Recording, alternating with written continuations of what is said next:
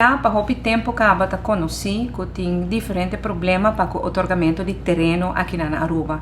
Houve de cidadãos não que perjudicar para e tantíssimo ato irregular que toma lugar em terreno aqui de ano anterior.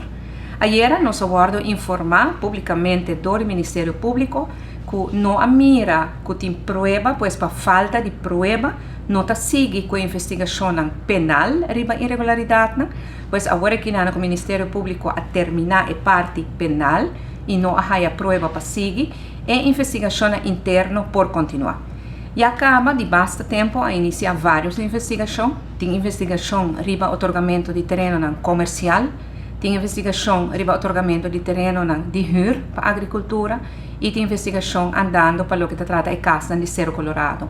Agora o Ministério Público a anunciar que está claro com a investigação, agora que não é investigação interna por continuar.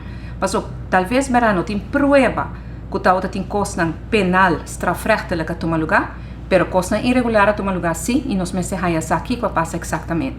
Investigação a continuar e me nota descartar que em dia e semana nos dilante por ter mais ação que tomar lugar e terreno aqui.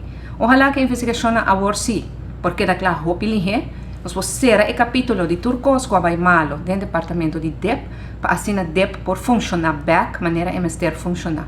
Congo vai bem é um departamento somente importante para o desenvolvimento econômico de nosso país e o mal funcionamento e desfuncionamento de DEP no último ano a causa hope daño na economia de Aruba.